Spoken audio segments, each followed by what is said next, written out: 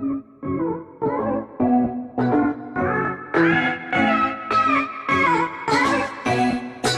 You all. जी हाँ, आप सभी का स्वागत है। तो आज हम एक इम्पॉर्टेंट टॉपिक डिस्कस करेंगे। मैं शशांक आज आप सभी का एक इम्पॉर्टेंट टॉपिक डिस्कस करने वाला हूँ। तो चलिए टॉपिक देखते हैं। आज हम बात करेंगे, जी हाँ, निर्मला सीतारमण ने कहा, जो हमारी फाइनेंस मिनिस्टर, उन्होंने कहा है कि एसेंशियल कमोडिटी एक्ट 1955 में कुछ अमेंडमेंट्स होंगी। ठीक है, या इंडियन एक्सप्रेस का आर्टिकल आप देख सकते हैं यहाँ पर कि कैबिनेट में सून, ठीक है, उन्होंने बोला may soon take plan to promulgate ordinance to amend essential commodity act. ठीक है, अब हम जानेंगे कि ये एक्ट है क्या। चलिए स्टार्ट करते हैं। देखिए, what is essential commodity act, आखिर ये एक्ट है क्या और लागू कब किया गया था। हेडिंग से तो आपको पता चल गया होगा, ये लागू, ठीक है, ये इनैक्टेड 1955 में किया गया था। अब बात करेंगे ये एक्ट को देखता कौन है, रेगुलेट कौन करता है। तो सबसे important ministry of consumer affairs, यहाँ आप देख सकते हैं मिनिस्ट्री ऑफ कंज्यूमर अफेयर्स इसे रेगुलेट करता है। ठीक है, अब ये होता क्या, देखिए, the ECA empower the centre to make intervene in the market to protect the consumer interest. जैसे कि जब भी कोई प्राइस ऑफ, जैसे कोई भी प्रोडक्ट की प्राइस, समझिए कि अनियन है या पोटैटो है, किसी भी की प्राइस अगर जानबूझ के उसकी मार्केट में प्राइस बढ़ा दी जाती है, तो क्या करता है गवर्नमेंट, उसमें इंटरवीन करता है और उस कमोडिटी को एसेंशियल कमोडिटी एक्ट के तहत अंदर लाता है। फिर उसके प्राइस को वो खुद डिसाइड करता है, रेगुलेट करता है, उसके स्टॉक रेगुलेट खुद करता है। ठीक है, इससे क्या है कि कंज्यूमर इंटरेस्ट पे ध्यान दिया जाता है कि कंज्यूमर को कोई दिक्कत ना हो, उनके साथ कुछ गलत ना हो। ठीक है, तो India is a market economy जहाँ प्राइजेस, किसी भी प्रोडक्ट की प्राइजेस वहाँ की डिमांड और सप्लाई के तहत तय की जाती है। पर ECA एसेंशियल कमोडिटी एक्ट के तहत, ठीक है, इस एक्ट के तहत गवर्नमेंट इस प्रोडक्ट की प्राइस डिसाइड करेगा। जो भी कमोडिटी या कुछ भी कमोडिटी जो ECA के लिस्ट में आती है, उस पर सारा डिसीजन गवर्नमेंट लेगा। ठीक है, पर इसे एनैक्ट कौन करेगा, ठीक है, याद रखिएगा, इस पर डिसीजन गवर्नमेंट लेगा, नोटिफिकेशन जारी करेगा, पर इस पे एनैक्ट कौन करेगा, सारी स्टेट। तो स्टेट इस नोटिफिकेशन को पढ़ेगी, समझेगी और इसे अपने स्टेट में लागू करेगी। सेंटर का क्या काम है, सेंटर का काम है बस रूल को बता देना, समझा देना, और स्टेट क्या करेगा, इसे लागू करेगा। ठीक है, तो आप समझ गए होंगे, क्रिस्टल क्लियर। चलिए स्टार्ट करते हैं। दूसरी चीज़ देखिए, अब अमेंडमेंट किस पे होगी और क्या चीज़ पे होगी। तो आप देख सकते हैं जो हमारी फाइनेंस मिनिस्टर है, यहाँ आप देख सकते हैं the union finance minister Nirmala Sitharaman in a third trying के, ठीक है, थर्ड फेज निकाली गई है 20 ट्रिलियन पैकेज की, सबको पता है। तो उन्होंने कहा है कि जो पल्सेस है, सीरियल्स और एडिबल ऑयल सीड्स, अनियन और पोटैटोस, याद रखिएगा अनियन पोटैटोस पे ध्यान दीजिएगा। ठीक है, ये सबको एसेंशियल कमोडिटी एक्ट के बाहर किया जा रहा है। याद रखिएगा, अंदर नहीं किया जा रहा है, बाहर किया जा रहा है, हटाया जा रहा है। क्यों? क्योंकि गवर्नमेंट चाहती है कि इस पे जो स्टॉक लिमिट एक्ट है वो हटा दी। अब इस पे नो स्टॉक लिमिट लगेगा। याद रखिए, नो स्टॉक लिमिट।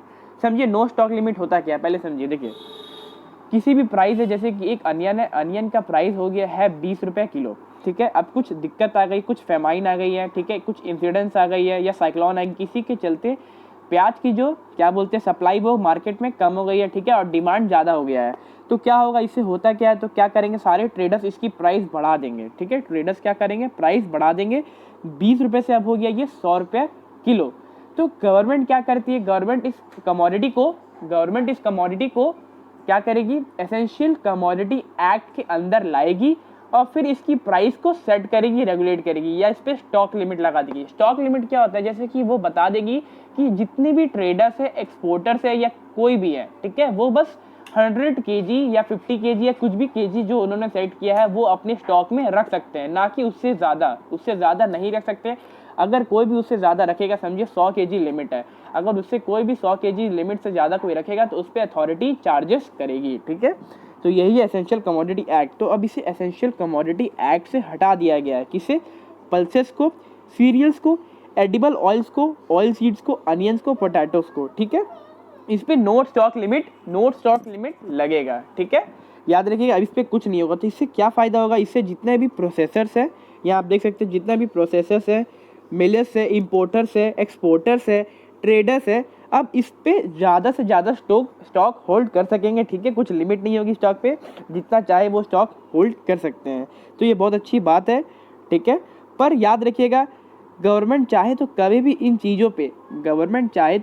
चीज़ों पे फिर से ECA लगा देगी, पर अब इसके लिए भी कंडीशन है। तो कब लगाएगी, जैसे कि मैंने बताया, कुछ बड़ी घटना हो जाए कंट्री में, तो उस समय याद रखिए, तो गवर्नमेंट क्या करेगी, ECA एसेंशियल कमोडिटी एक्ट के तहत ये सबको लिस्ट में फिर से वापस शामिल कर सकती है।